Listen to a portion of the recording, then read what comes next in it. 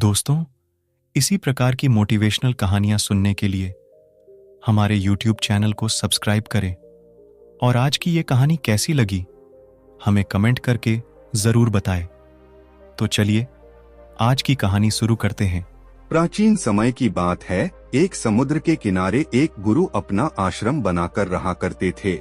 हजारों शिष्य उनसे ज्ञान ग्रहण करने के लिए दूर दूर से उनके पास आकर रहते थे। गुरु का ज्ञान देने का तरीका भी बड़ा ही अनूठा था। शुरुआत में वो अपने शिष्यों को उपदेशों के माध्यम से ज्ञान देते थे। उसके बाद वो अपने शिष्यों को उस ज्ञान का अनुसरण करने के लिए कहते थे। उस ज्ञान को अपने व्यवहारिक जीवन में उतारने को कहते थे।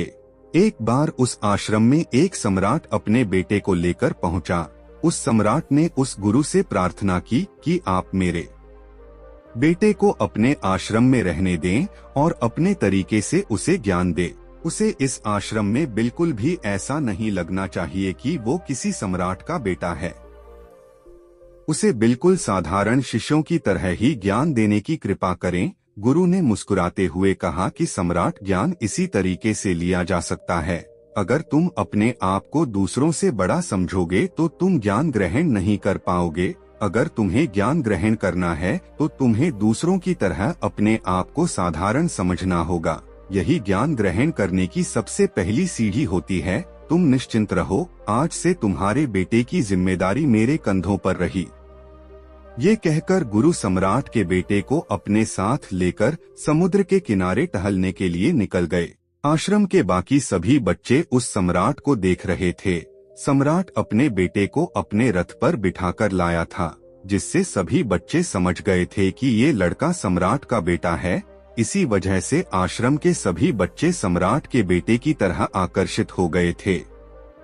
जब गुरु सम्राट के बेटे को लेकर समुद्र पर टहल रहे थे तो सम्राट का बेटा अचानक फूट फूट कर रोने लगा, क्योंकि अभी वो सिर्फ 12 वर्ष का था और 12 वर्ष की आयु में उसके पिता उसे अपने से दूर छोड़कर चले गए थे।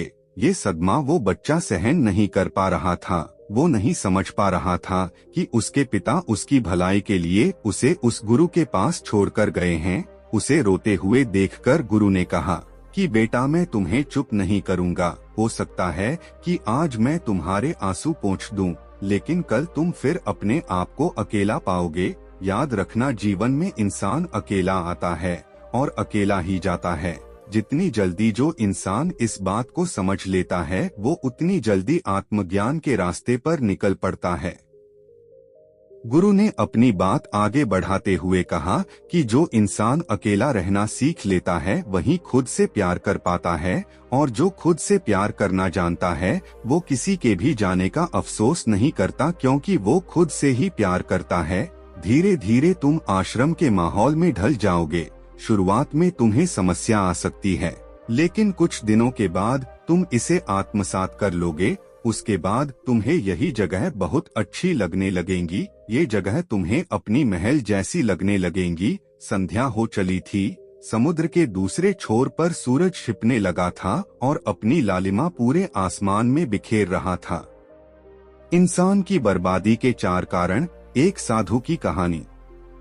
बड़ा ही सुंदर दृश्य था और गुरु शिष्य को अपने साथ लेकर आश्रम में वापस लौट आए। उस शिष्य को भी थोड़ी सांत्वना मिली, क्योंकि गुरु की आंखों में एक अभूतपूर्व शांति झलक रही थी। और जब हम किसी एकांतवासी गुरु की आंखों में वो शांति देख लेते हैं तो हमारे हृदय से भी सारा भार हट जाता है, मन एकदम निर्मल हो जाता है। जब सम्राट का बेटा रात्रि का भोजन करने के लिए भोजन कक्ष में पहुंचा तो आसपास के सभी शिष्य उसके पास आने लगे। उन सभी को पता था कि ये सम्राट का बेटा है और अगर हम इससे दोस्ती कर लेते हैं तो उससे हमारा बहुत फायदा होने वाला है।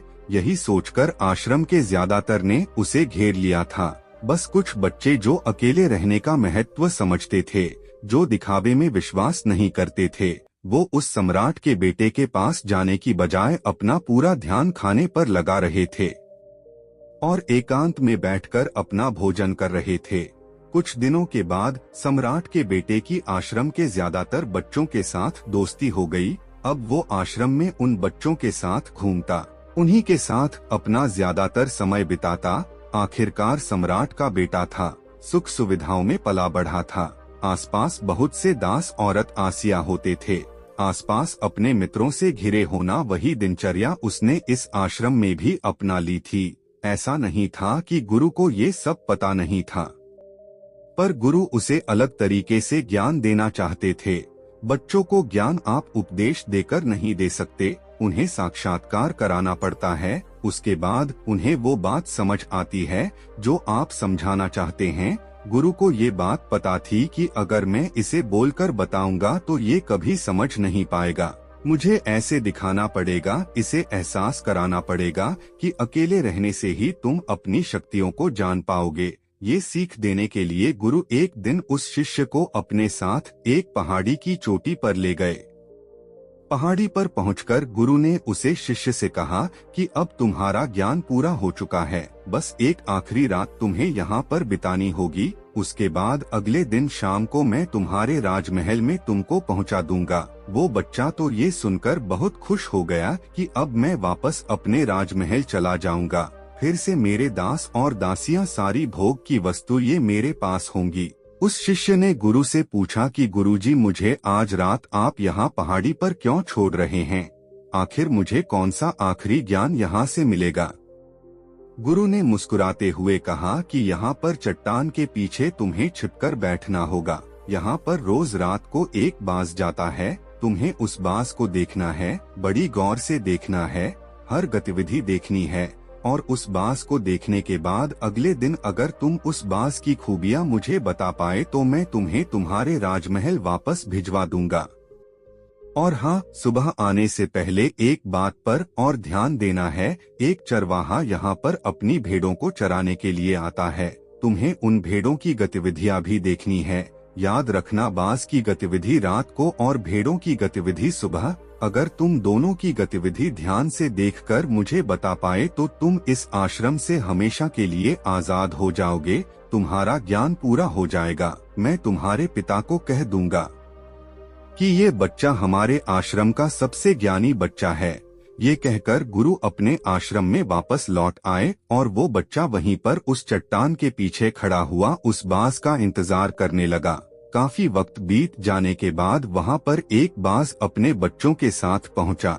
सम्राट के बेटे ने पूरी रात उस बाज की गतिविधि बड़े ही ध्यानपूर्वक देखी और सुबह होने के बाद जब चरवाहा वहाँ पर अपनी भेड़ों को लेकर पहुँचा तो उसने एक अभूतपूर्व दृश्य देखा। उसने देखा कि वो बाज भेड़ की एक मेने को अपने पंजों में दबाकर आसमान में उड़ गया। उसने उस भेड़ के बच्चे का शिकार कर लिया था। ये सारा दृश्य देखकर वो बच्चा आश्रम में वापस अपने गुरु के पास पहुंचा।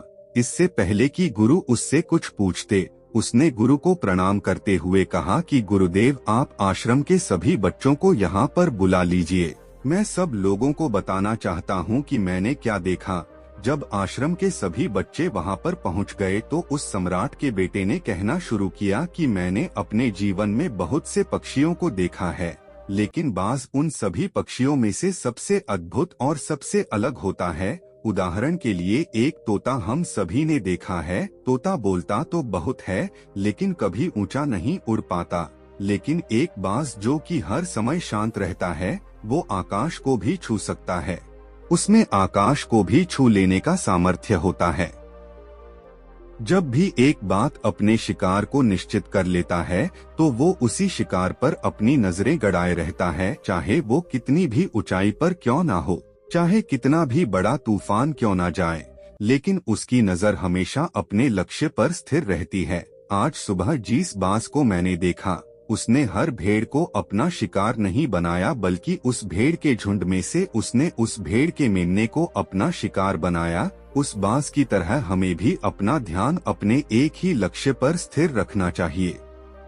चाहे कितनी भी अड़चने क्यों ना आए, हमें अपना लक्ष्य स्पष्ट दिखाई देना चाहिए। 10-20 अलग अलग लक्ष्यों में अपनी ऊर्जा बर्बाद करने की बजाय हमें किसी एक लक्ष्य पर पूरी एकाग्रता के साथ ध्यान देना चाहिए। तीसरी बात जो मैंने उस बाज से सीखी और जो हम सभी को सीखनी चाहिए वो ये है कि बाज कभी भी दूसरे पक्षी के साथ नहीं उड़ता, वो हमेशा आकाश में अकेला उड़ता है।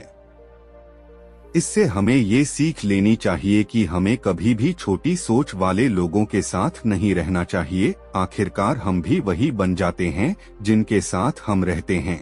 इसीलिए या तो बड़ी सोच वालों के साथ रहो या फिर अकेले रहो, क्योंकि जब हम अकेले रहते हैं तभी हम खुद की ताकत और खुद की कमजोरियों को जान पाते हैं।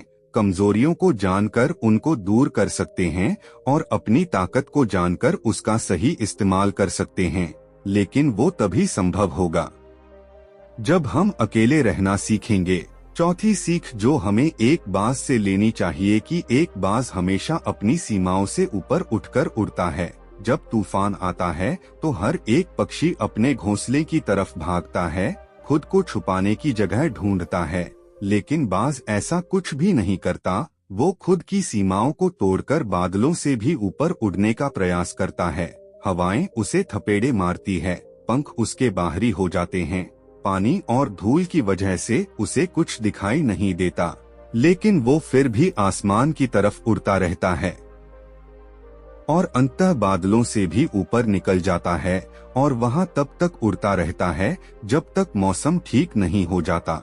अपनी सीमाओं को सिर्फ इसलिए तोड़ पाता है क्योंकि वो समस्या के आने पर उससे घबराता नहीं है, उससे डरकर बचने का प्रयास नहीं करता, बल्कि एक सकारात्मक नजरिए के साथ उसका सामना करता है। जीवन में चाहे कितनी भी अड़चनें क्यों न आए, हमें उन अड़चनों से लड़ना चाहिए, न कि उनसे डरकर कहीं छुपकर बैठना चाहिए। बहादुर तो वो लोग होते हैं जो तूफानों से टकरा जाते हैं, कायर तो अपने घर में, अपने घोंसले में अपनी जगह ढूंढकर बैठ जाते हैं।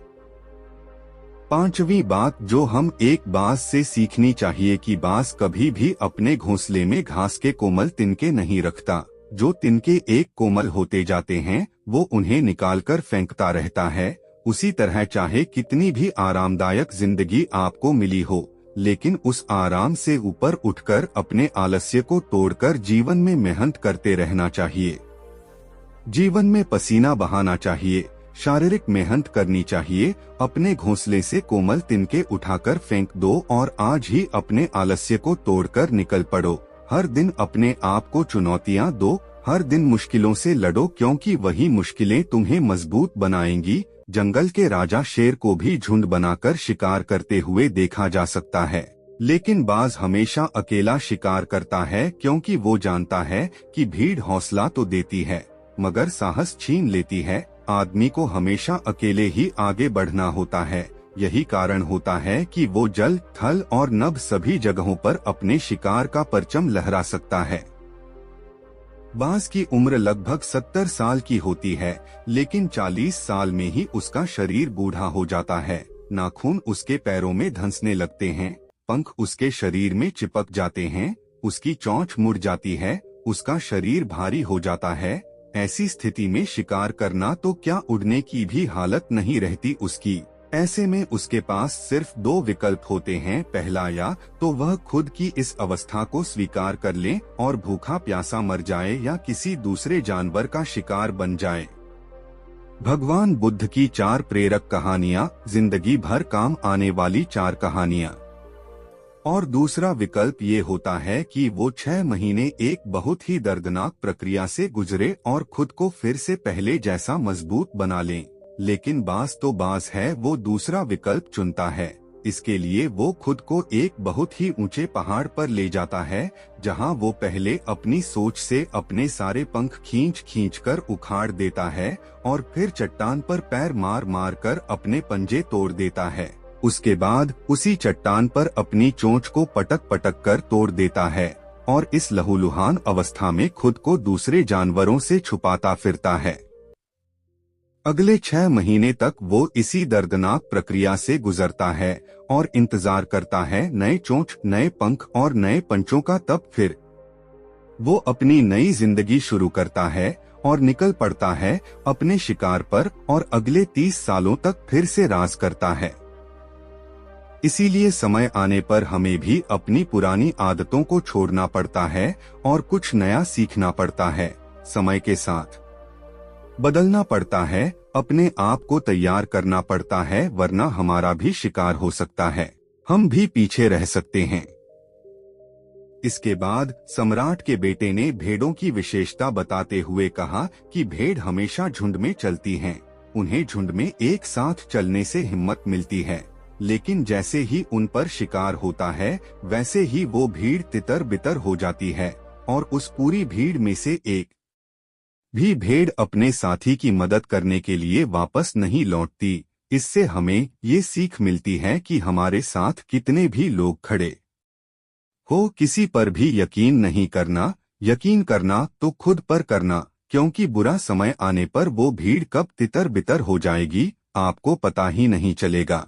गुरु को प्रणाम करते हुए सम्राट के बेटे ने अपने गुरु से कहा कि गुरुदेव, अगर मुझसे कोई सीख रह गई हो तो कृपया करके आप बताने की कृपा करें।